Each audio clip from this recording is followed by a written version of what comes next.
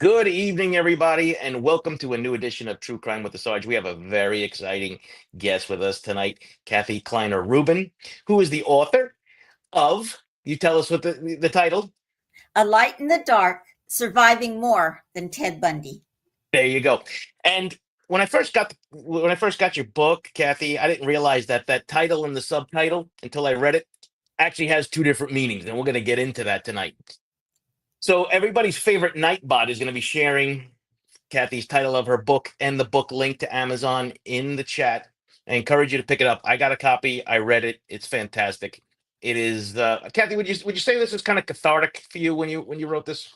Very much, very much. And I learned by telling my story, I can talk about it and I'm not afraid of not saying something. It's out there. It's what I wanted to say. And I wanted other people to know that they can talk about whatever happened to them and that it's healing if they do.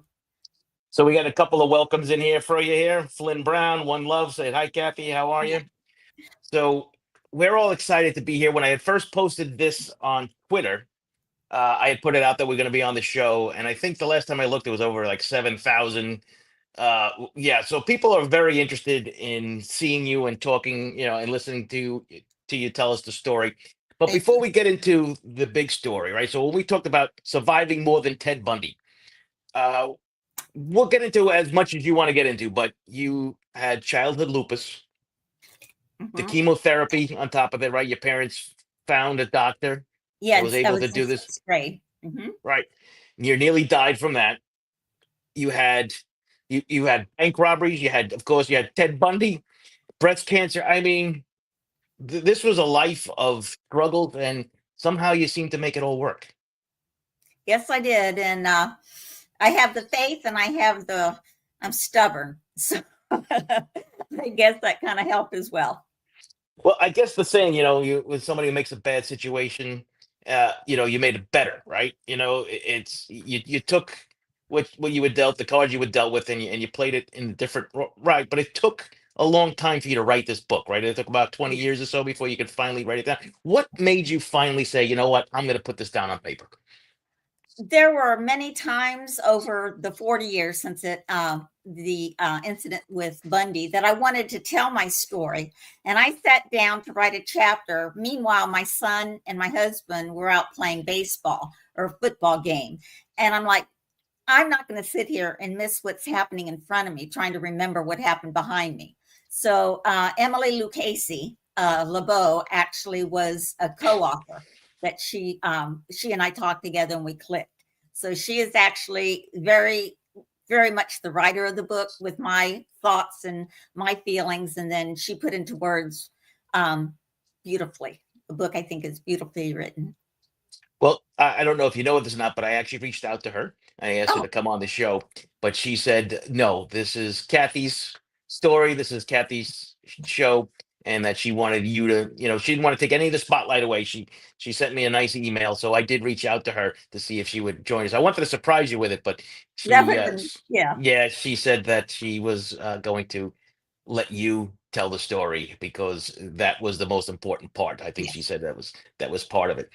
So your parents did a lot for you, right? I know you lost your father very young, and your mom to get you the doctors that you needed to get through. But you struggled through a lot of things, and you kind of went through like you enjoyed the theater, right? One of your dreams was the elementary education and the theater. Tell us how that all kind of came into play, because that actually leads you to FSU, right? Right. Speaking about early childhood lupus, I was in sixth grade and 13, and the doctors didn't know what was wrong with me. I was actually in the hospital for 3 months in the beginning of in the summer, and it was terrible living in a hospital for 3 months. It was very depressing. Although my family tried to make it as much fun as they could, and balloons and anyway, everything they could do. I was given experimental chemo because lupus in someone my age was very uncommon, and there wasn't much of discussion about it or text, anything written on it. So I was given chemo, and I had to take it 9 months. And after the first treatment, I lost my hair. I lost all my hair, and I became completely bald. I was homebound, and no one could come in. I couldn't go out. I could look out and see my friends play, but I couldn't go out. And I would sit there during the days and I'd be in bed. I was so tired because of the lupus and the chemo. I'd have another treatment of chemo and then I'd get so sick again. This lasted, like I said, the school year. And I would dial 0 to talk to the operator. Sometimes I was so lonely. And sometimes they'd talk and, we'd chit chat.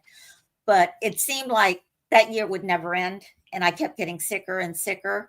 Mom would never let me out of the house. And toward the end of the year, I think I was in my last chemo month, I asked her if I could go to church. And I figured she'll go for that. And she did. I got wrapped up with my scarf on my head and we went to church and sat at the back of the church. And we were like the first to leave after the service. And not 10 days later, I came home with shingles. Now I'm bald. I have shingles all over my face and my neck.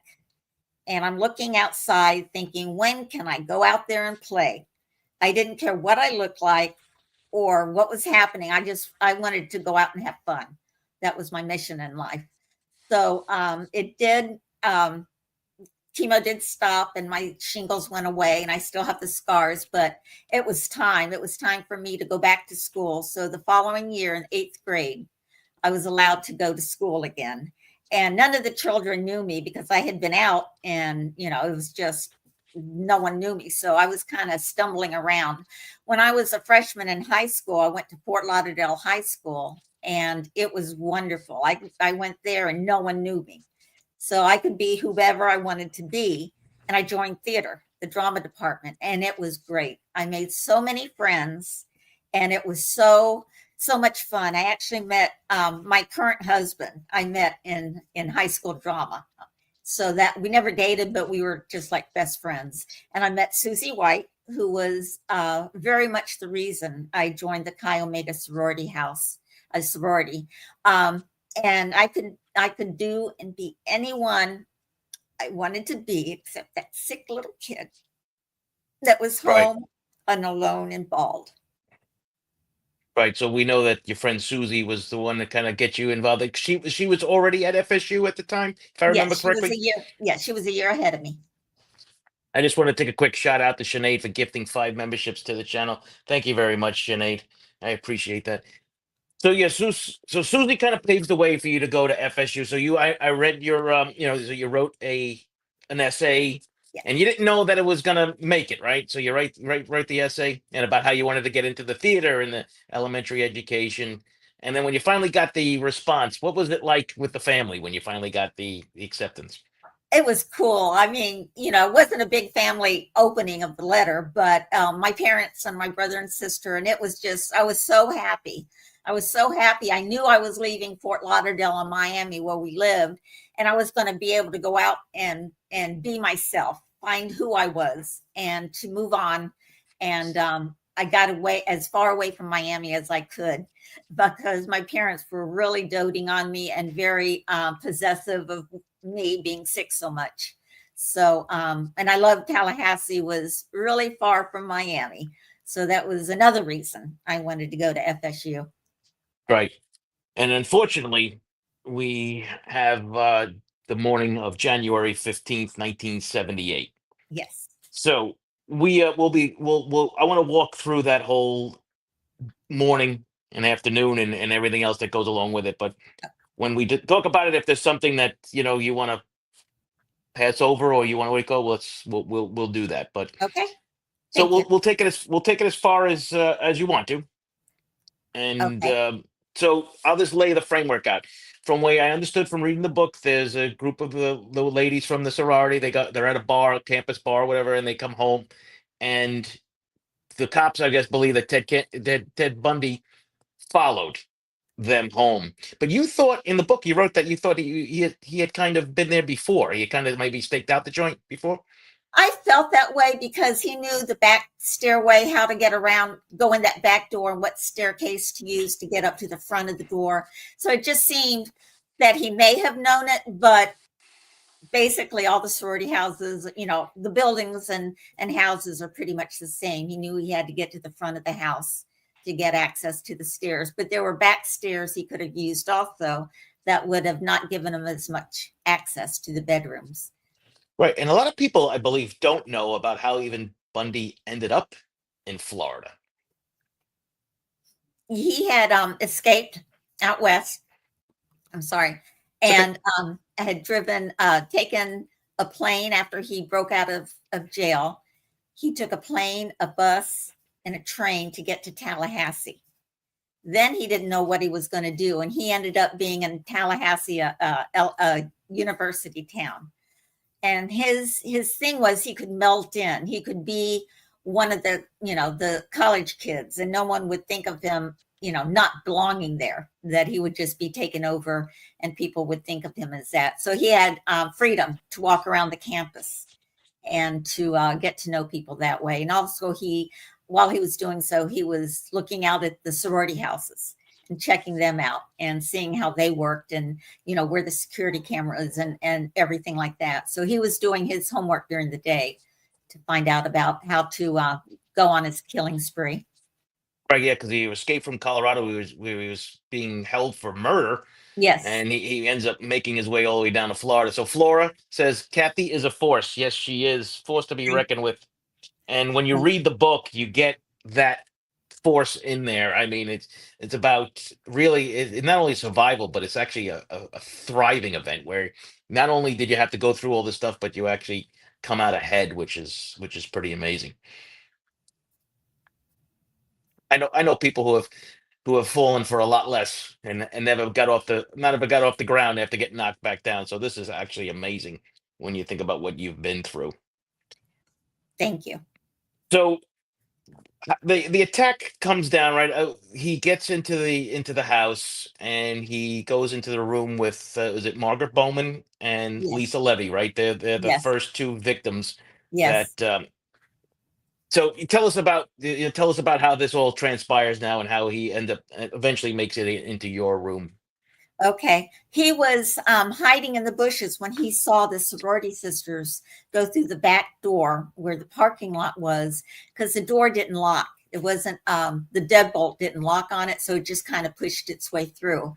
And he noticed this and knew that was his entrance. That's how he was going to come in. There was a stack of firewood back by the back door for our fireplace. And he picked up a log from that stack. And he came in a dark house and he walked up to the front of the house, to the front foyer. The house was 2 stories. We had bedrooms on each side of the upstairs hallway. My room was on the right-hand side. My bedroom was 3 doors down from Margaret's room. When you opened my door, it was the size of a dorm room, and each side mirrored each other. It was a desk, a dresser, the footboard to our beds. And the back wall where our headboard was a completely bank of windows. It was really pretty. It was gorgeous in there during the mornings in the sun. And we hung plants on the curtain rods. So we always had our curtains open and we'd change go change in another room. But that was the lay of the house. So my bedroom window looked out over the parking lot. He came in the back door and up the front staircase, and he took a right, which was my hallway. The first door he tried was Margaret Bowman's room. He opened the door and closed it, and he attacked her. He attacked her with that piece of oak club that he had brought in.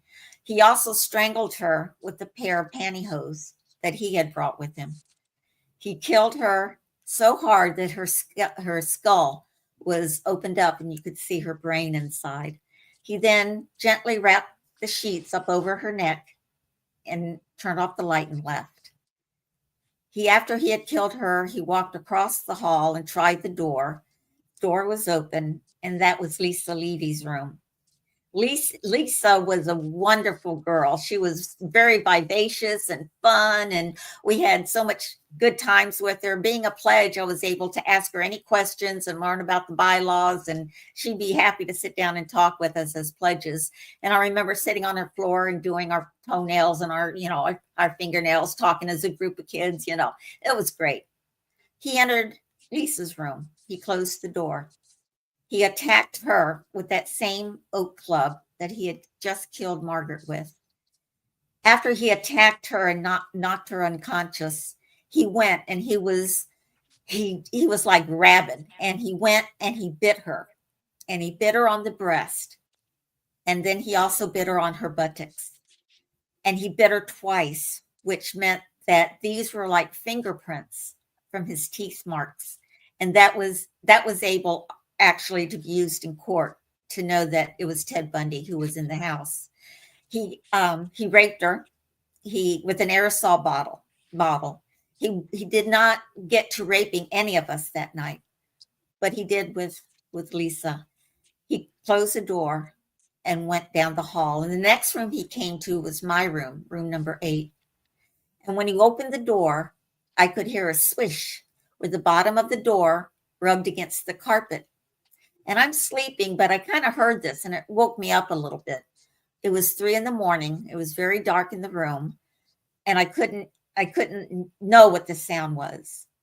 The next thing I heard, between our beds, we had a small foot locker. And on that locker, we had some books and plants. I heard him trip over that foot locker and make a stumbling sound. Now I'm awake and I'm laying in bed and I'm looking up, and next to my bed was this silhouette, a figure of someone in dark clothes. And as I looked, I saw him raise his arm up over his head. He had that club that he had just killed Margaret and Lisa with. He came over and hit me with that club so hard. At first, it didn't hurt. It was just like hitting a sack of potatoes.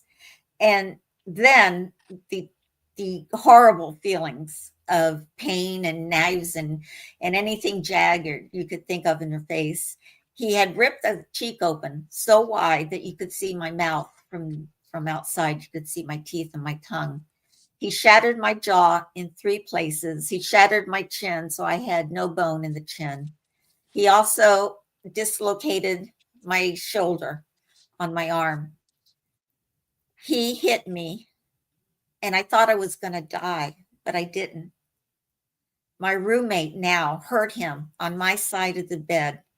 He turned around and crossed over that trunk again, made noise, and went to the side of her bed.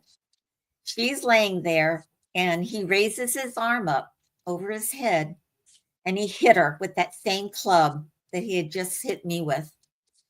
She was not killed. She was left unconscious. He came back to my side of the bed. Again, I'm there, but this time I'm in the smallest little ball I could make myself. And I thought if he couldn't see me, he wouldn't kill me. But he did see me. He knew I was there. And I'm crunched up so small. And he raised his arm up again to hit me. But just then, the room got really bright. It was like a sunshine shone in there. And I could see with my eyes open now that he knew he was in the sunlight, in the bright light. And he started getting antsy and spooked a little bit. And he left our room, went out and back out the sorority. That light was a car that was bringing home a sorority sister from a date that night at 3:00 in the morning. And as that light shone up and he ran out of the door, the room got all dark again and black. And that's when I'm laying in my bed and I'm yelling and I'm screaming for help. But all I'm doing is making gurgling sounds because my mouth was covered in blood and my tongue was almost severed and I couldn't speak. So that's how I lay there until the paramedics and the police were called. And that's how we get the title of the book, which we talked about before, about the light in the dark, about almost an intervention at that moment, right? Where Yes. somebody said it's not your time and, spooked him and ran away. Unfortunately, he runs out though. He wasn't finished that night. No, he ran out of the sorority house and down a couple blocks down a alleyway, and he went to a duplex, and he went and looked in the windows in the duplex, and one side, the kitchen window was open. So he went in that part of the house and he climbed over into the kitchen and he went into the room, and that's when he saw Cheryl. and he attacked her, and her roommates called and scared him off. So at that point, she was lying for dead. But the police were at our house, at the sorority house, being called. And then they got word that there was another location.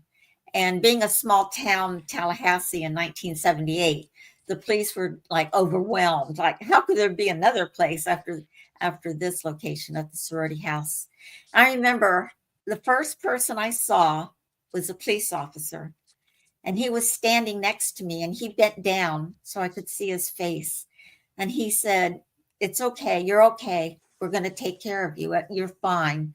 I'm not going to let anyone hurt you again." And I was just looking at him, and I knew everything I was feeling and scared and hurting. I was going to be okay because a police officer was standing over me and protecting me. Right, and that was it Officer Newkirk? Was that the first officer on the scene? Yes, it was. Yes. And then there's two Cheryls, right? Your roommate was named Cheryl too? Karen. Karen. And Yes. Cheryl Thomas was the victim in the duplex. Yeah, she was a dancer. Yes, dancer at the. And so when the paramedics arrive and they're taking you away, what does the paramedic say to you? Because it kind of took me off guard, right? To show you, I mean, I know you've explained the injuries, but even the paramedic didn't know what happened. What did the paramedic tell you happened to you? They're there tending to my wounds best they could. And first thing he said was, "It's okay, darling. It's okay. You'll be okay. You've been shot in the face, but we're going to take care of you." And in my mind, it swirled because I kind of remembered being attacked with an oak club, but I didn't remember a gun. So I thought something's weird, but I just took it as that. And they fixed me up as best they could there. And my jaw, I've had several surgeries over the years for my jaw. I have TMJ really bad. They had to rebuild my chin and put bone in there. And I had lacerations that I'm being fixed up. So it's just taken years and years. And I'm going to have surgery again before long because my jaw gets so tied up. They have to refix the cushion in it. So now I'm being put on the stretcher, and they're taking me out the front, down the front stairs and out into the dark. And it was big, beautiful double doors that opened up, and it was so cold. And I had that little silver blanket on me, and I was freezing. And I was being walked down the staircase, down the front stairs, and there was the police cars and the fire trucks and the ambulance, and all their lights were swirling, and the police walkie-talkies were chattering, and I could hear them squawk back and forth.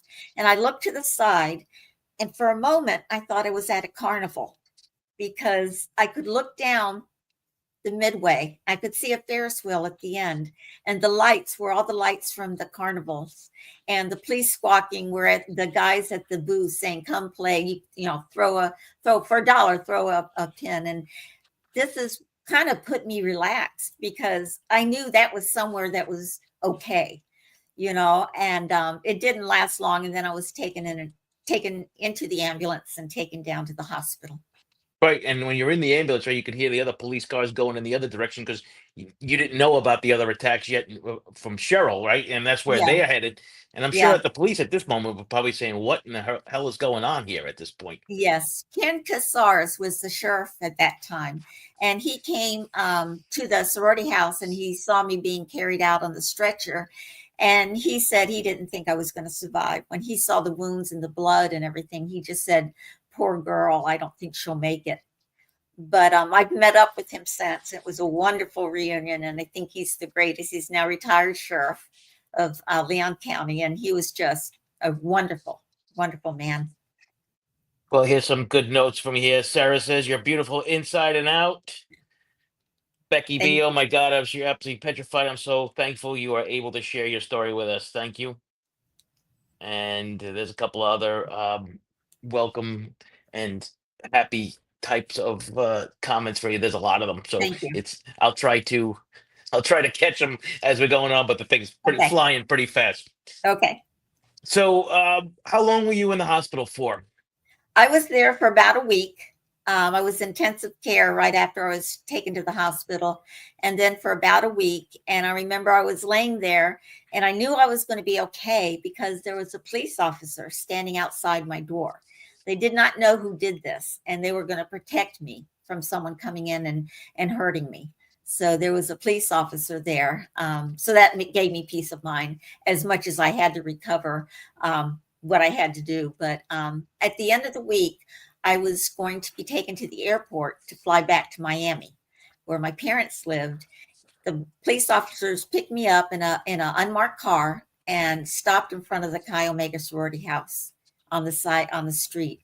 And they said they wanted me to go in and see if there was anything missing from the top of my dresser that I could tell them in case someone was found and they had one of my possessions. And I didn't want to do it, but an officer took each elbow and walked me slowly up the stairs and around the corner. And I saw Margaret's door and had yellow crime scene tape around it.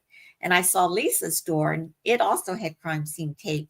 And then I was walked down to my door and let in, and there were detectives there and crime people. And I remember the fingerprint dust being on everything. And I had no memory of what was on the dresser, much less to say anything was missing. And as my eyes walked down the wall, headed toward the back of the room, which were the windows, I saw my bed. And my bed was brown now with stains from the blood that was covering me. And the wall, it had brown stains on it as well. And a beautiful comforter I had just bought for Christmas was balled up at the end of the bed, brown stains. And I looked there and I said, I'm glad I did this because this is what happened to me. This is where it happened. And I don't have to let my mind go places and make up things because I didn't understand. So after that, they walked me back down and took me to the airport, and I was flown back to Miami. Yeah, I mean, pretty bold move by the police at that point to take you back to the Ken crime scene with, Casares, the yeah, sheriff, was so upset when I told him that how good I was that he did that. He goes, "Oh my God, yeah, that I was a bold never move would have because, told him." well, they must have known that you would be able to be strong enough to handle that. I mean, I don't know how many people would have been, would have just collapsed even at the sight of the house when they Yeah, got there, let alone go back inside. But you said you weren't able to identify if anything was missing. So, yeah, because they were looking for see if anything, if they catch anybody, if there's anything in their possession, because you right. really couldn't give a description, right? No, I wasn't able. Didn't have my glasses on first. And the room was dark, and all I saw was a silhouette. And when the bright light shined in, I was in my ball, scrunching my teeth. I mean, my eyes, and that's when I opened up and saw the room Right. illuminated.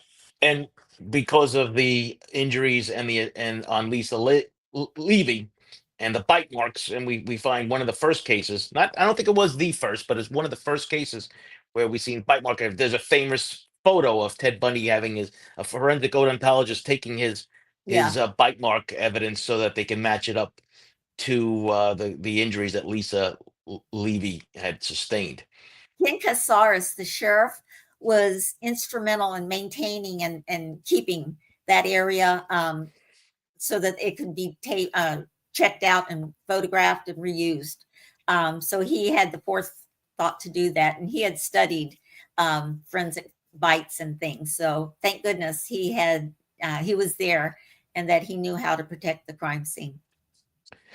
Yeah, no, it's pretty amazing, when you read the book and you talk about the crimes, because when I read the book, I always look at the things what the police do and the law enforcement to try to see how things. So 1978, how would we be different in 2025? Yeah. In regards to there would have been DNA swabs and especially on the bite marks with the saliva and those kind of things. But these things didn't really exist back then. So they went with what they had and they did a pretty good job with the crime scene itself. Yes, I hear that it was very well preserved and worked very well. And there was also another story, a part of the story in the book. I don't remember whose room it was, but they try to shield some of the other girls who were coming home from what had actually the horrors that had actually happened. To one of I think it might have been Newkirk where they slammed the door so that the girls couldn't see exactly what had I'm glad transpired. whoever did it, I'm glad they did do that. Yeah, no, because you think about, I mean, you're all what, 20, 21, 22 years old, Yes. and never imagining that you were going to run into something like this. When so shortly thereafter, I mean, they finally catch Bundy. Mhm. And did anybody call you at that point and say, how did that work? How did that come out? Well, I was in Miami recuperating. My mother had cut out all the articles from the Sun Sentinel, Miami News, and so I'd opened the paper and it was all just cut out and had spaces everywhere. And she didn't want me to listen to the news to see what was happening. She wanted to keep me away from it. She Mhm. thought that if I didn't know about it, it wouldn't bother me or I wouldn't be scared. But I did see the news, and that's when I learned about Lisa and Margaret was from the news that they had been attacked and were killed. And we did a phone call. I think it was the state attorney's office, or I'm not sure exactly who Mama spoke with, but that they did catch someone, and they really believed that this could have been the one, the guy that attacked us in the Chi Omega house, and also in Lake City, in the middle of Florida. He attacked Kimberly Leach Right. and also Who was killed. 12, I think, right? He was 12, yes, sir. So, I mean, they had him in the state of Florida. They could put him. They could put him here. Yeah, no, exactly. And your mom had collected all these things. Kind of, you didn't really know about this, though, right? No, I didn't. I didn't realize the extent of her cutting these stories out, and I didn't know until we started going to write the book, because I was moving from New Orleans, and I went up, and there were boxes and boxes of everything, and then one of them said Bundy stuff, and in there were all these articles that she had trimmed from 78 and 79, and then from the execution in 89. So there were lots of articles to go through. Right. So, I mean, just from what you get the sense, your mom was a really great lady. And even though this horrible event, she was still trying to protect you, but she was also wanted to see justice get done too. Because Yes, when you read that, and that's why, guys, if you this book, I'm telling you, you're not going to be disappointed because it is an absolute story that you have to, because you just, it reads like a fiction book, right? I mean, they're like, no way all these bad things could happen to one person and still come up here and you're smiling and talking about it. It's amazing. thank you. So, did you attend the trial? Did you have to go? Did they do let me start over. Did they do a photo lineup or a in-person lineup? Did you have to go to any of that stuff?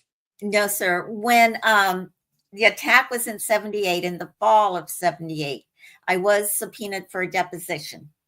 I was in Miami. They flew me back to Tallahassee to do the deposition. I didn't know what to expect. I was taken to this large conference room and a long conference table. And on one side were the lawyers for the defense, on the other side were the prosecution. And I sat down at the head of the table and I looked up, and there was Ted Bundy sitting at the other end of the table. And I looked at him. I saw him in a light blue jacket. I can tell you exactly what he was wearing. And I just stared him down. And I wasn't afraid he was going to come over and kill me or hit me. I was just dumbfounded that he was actually sitting at the end of the table. They I didn't don't prepare know. you for that. Yeah, it was. And so the defense asked me questions, and they actually asked, did you go dancing late at night? Did you wear short shorts? And did you ever see him at a party being Bundy? And all these things. And I'm like, no, they almost made me feel bad that I was attacked. They wanted to make it seem like I asked for it. And that's why this person came and attacked me that night. But we went through that, and it was time to go. And I'm still the whole time just staring at Bundy. And then I got up and went out the door and flew back home to Miami with my parents. And that was the first time I saw Ted Bundy. The trial was in the summer of 1979. It was changed from Tallahassee to be held down in Miami for change of venue. And we lived in Miami. So it was crazy down there at this time. I was called in. I was not going to each of the court sessions, neither did my family. My mom didn't want to go, and no one wanted to go. So the day I was to testify, I was actually driven there by my parents. There was all these news cameras and, the reporters out there and all this stuff going on. So the police helped us get into the building. And then I was put to the side into a conference room. And in the conference room were actually the paramedics that took care of me that night, and the police officer, and all the other people that had been around and had taken care of me. It was amazing. It was just like I could finally thank these wonderful people. So it was my turn to testify. And in the morning, when I woke up, I went in the closet and I found my pretty bright red dress, and I put that on with white sandals, and I was ready to go to court. So I was going in to testify. I sat down, I was sworn in, and I looked in front of me, and there was the defense table and the prosecution on the other side, and Bundy was sitting right there next to the defense table. And I looked at him again, and he was just like so smirky and like, come on, let's get over this. I'm really bored. You're not going to get me for anything. So I testified with the questions they asked. The last questions were from the defense. And they said, is this the man you allegedly said attacked you in your room that night? And I looked at them and I had to say, I don't know. Because I didn't see his face. I couldn't say it was him, but I wanted so much to help convict him. And that still bothers me now that I didn't partake of that chance to help convict him. But that was it. That's the last time I saw Ted Bundy.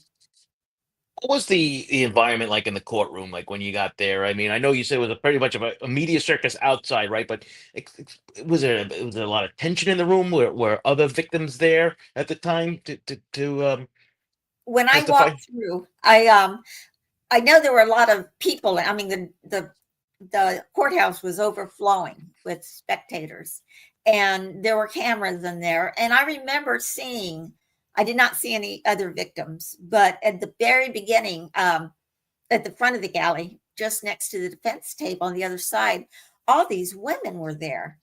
And they were younger women, like in their, late teens, and they were gooing and awing all over Ted Bundy. And just like trying to get their attention and say, look at me, Bundy, and all this stuff. And I couldn't believe it, first off. And I thought, well, they really need to get a life because what they're doing just isn't right. And then I thought about it. And I think a lot of these young women thought of Bundy was a bad boy. He was the best bad boy there was. And I think they wanted to be around a bad boy. And they weren't going to get hurt because he couldn't actually get to them. But that's as close as they could get to having a bad boy boyfriend. And I think on the other side of the coin, when I look at the situation, I think a lot of women may have been there because they felt they could fix him. They could make him better if only he would give them a chance. So they were acting more motherly and wanting to say, I'll take care of you, Ted Bundy. I can hold you and make it better. So I think those two sides of the story, when I walked into the courtroom, were quite interesting for me to try to capture and understand. It's an interesting observation, and it's a question that I have tried to answer. Listen, I'm probably like yourself in many respects. I stopped asking what's wrong with people a long time ago. Yeah. So it's just one of those things. I just wanted to take a quick shout out to Carmel. Thank you for that super sticker very much, Carmel. Thank you. Uh, so now, were you there for the sentencing when he was convicted? It was 10 years after the conviction. Um, in 79, he was convicted. He was going to be killed by electric chair. So during that 10 years, his date would come up for him to be the day he was going to die. But a judge would give him a stay of execution to give him more time to try to go through and get an appeal for something. And it used to hurt me because I used to think, Judge, if you have a daughter and you think that Ted Bundy deserves a stay of execution, let her go out with him. And if you're that sure that he needs to continue to try to appeal everything. And that used to hurt me. And he had 4 stays of execution during those 10 years. Mhm. When it was time and it looked like he was not going to get another stay, it was about midnight. on the I think it was the 25th of January, 1989. They called me and said that he has not received another stay, that this was going to be the night he was killed. During that week, or each time before the stay, I should say, they asked my parents and they asked me if we wanted to be there during the execution, if we wanted to go up and see it. And I had given them enough of my attention. I didn't want, I had no reason to go. And my mom just wanted to get in 5 minutes with her high heels. She goes, I don't need to go to the execution. I just need them 5 minutes with my high heels. And Dad didn't need to see it. So we all declined. They didn't want to go. But we got calls during the night, like at 3 a.m, how he had breakfast. And as the time proceeded, when it was actually time for the execution, I had a phone call. I was sitting on the sofa in my condo with my husband, and we're watching TV, and all this commotion around the penitentiary, where they were saying "Fry Bundy, fry" on one side of the street, and the other side, "Let Bundy live," and it was just so diverse of thoughts, and I was just like, I wasn't expecting that. But then they called and said it had happened, that he was killed. And you got all explosion of people demonstrating. And I sat there on the sofa, my husband arms around me, and I cried. And I cried, and I cried so hard, but it wasn't for me. It was for all those victims who Bundy took away from us, all of us, so soon, that he killed and tortured and made leaving this earth where they didn't have time to make it a better place. I thought of my sisters, Margaret and Lisa, and I cried for them because they never got those stays of execution so that they could have lived life and continued. And I cried. And then I caught my breath. I took a deep breath and I looked at my husband and I said, I'm hungry. Let's go to breakfast. So that's my big execution story. Right. And it's ironic. I remember the day that they executed him, because I remember a local DJ, when I was on my way to work, I was listening to the radio, and he said, "Today the day they're going to execute Ted Bundy, and I want to make sure that everyone shuts off their appliances, their microwaves. We don't want to divert any power from the chair." And I love that. yeah, and it was just one of those moments where you remember where you were, because it was Yeah. a big news deal in that respect. Carmel, thank you again for that. And Donna White, thank you tremendously for that super sticker. Says, what a great interview. What a survivor. Yes, it's amazing. It's an amazing story. And Off the White Lotus, thank you very much also. And so after now this is all over, I mean, you were still able to, you had your son, and your son didn't find out about this until he was, I think, was it 37, if I remember correctly? He was 37, yes. Okay. Yes. When I was recuperating in Florida, and I went home, I had, right after the attack, my mouth was wired shut for 9 weeks. And I could only eat what was going through the straw. And I didn't always have things light and airy and rosy for me. I was in a dark space right after the attack, and I was scared and lonely, although my family was around me. And I didn't like being like that. I didn't want to just be by myself in a little balled up in a wall somewhere. So I became suspicious of men, mainly because a lot of people said, "Aren't you afraid of men?" So they put that in my head. And so I said, well, yeah, I am afraid of men. So it was this like black mass around me, like this big blob right behind me, going to get me. And in my mind, way far out in the distance, I saw a little island in this big ocean, and it had one palm tree on it and one little sand chair sitting there. And I wanted to be to that island. I wanted to get there because I knew I'd feel better. And so I could only take baby steps to get to my island. And each one I took, it took days to get there. I looked behind me, and this big black mass were baby steps behind me. And I walked forward, and I finally reached my island. I sat down and put my toes in the sand. I looked up. I saw this big, beautiful blue ocean and the sun shining on it. And I looked, and that black mass was completely gone. I never had to worry about him or it again, that I was okay. I had walked away from what I had been through, and that's what I needed to do. And that made me better. So, in my own way, I took it as a step to move forward. Who you with says Kathy belongs to another sorority and fraternity of survivors who made up their minds to thrive. Very good. Yes, I mean this is a story of not only survival, but like I said earlier when we started off about thriving and about making a life and having a family and all the other things that go along with it. Now, I have a question that kind of arose when we were discussing, and you weren't prepared for this one, but when you heard about the Idaho 4 case, when you heard about the homicides out there, whatever, did that bring back these kind of vibes and feelings and stuff like that? Or was that something kind of so distant that it didn't really?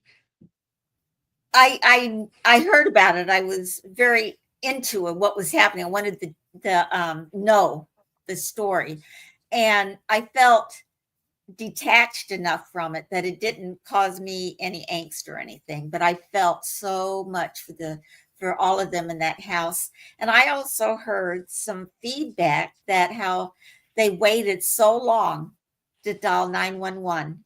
And how could they do that? Why didn't they just when he left call 911? But they were stuck in their room hiding. And I'm like, if they stayed there for 3 days before they called the police, that's what they needed to do. They were doing what they were doing to stay safe. And to give for someone to say, oh, they should have called right away. Well, you don't know that, because what would you have done? You Yeah, may have sat there for 5 hours. A time frame doesn't make anything. What's important is when you felt safe enough to do something, and that's an inner feeling. So that just upsets me when people try to make it look bad for the women that did survive. right. But my heart feels for them and their families.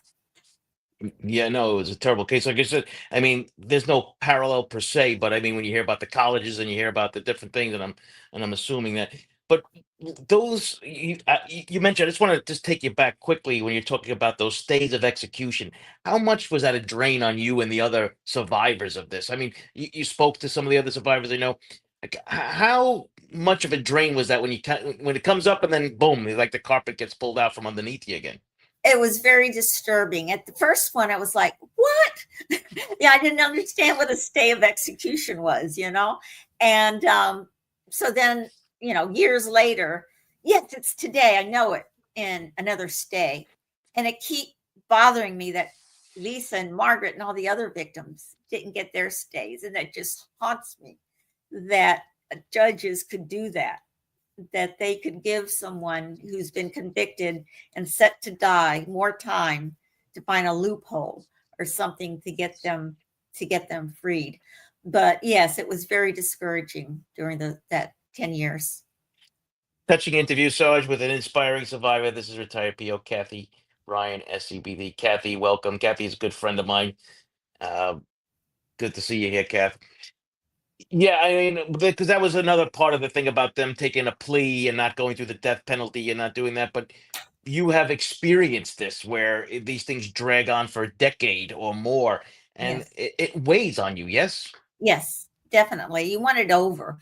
You wanted peace. Now, I got peace and I'm alive, but I want to give peace to the family. And who knows if peace is the right word? And who knows by killing him if that fixed everything for them?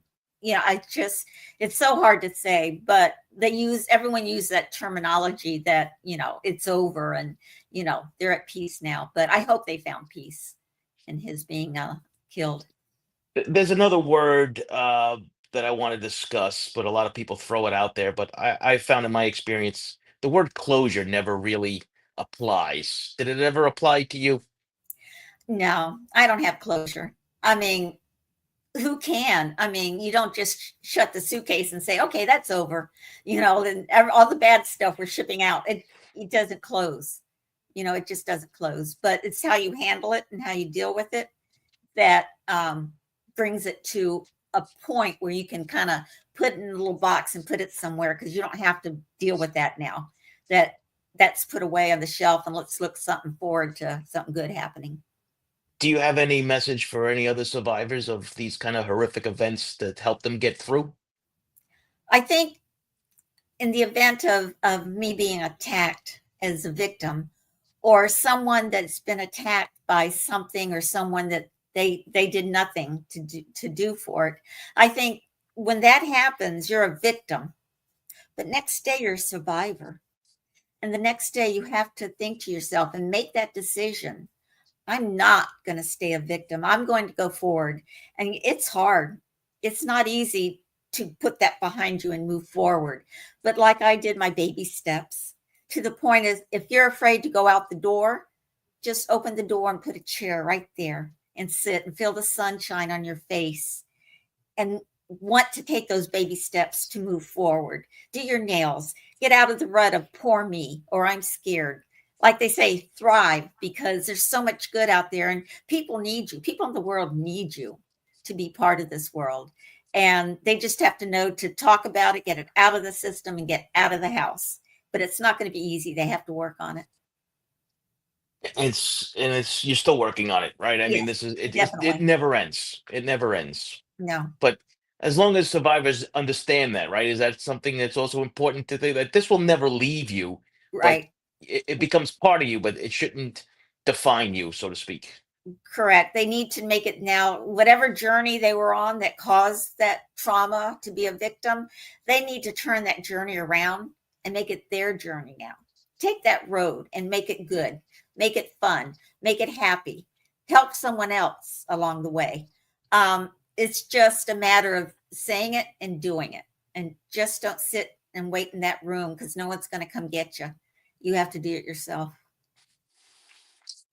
A light in the dark, surviving more than Ted Bundy. Kathy Kleiner Rubin, this has been an eye opener of an interview. I am very excited that you were able to join us today and to discuss this horrific event and with such, yeah, positivity. Let's put it that way, and still be able to try to help other people, because we know there are people out there struggling. So you are a definitely role model for that, and I know the people in the chat have been saying that as well. So Thank you. Kathy, I want to thank you for your time tonight. We're going to sign off. You're going to hang out 1 second, but we're going to say goodbye to Okay. everybody.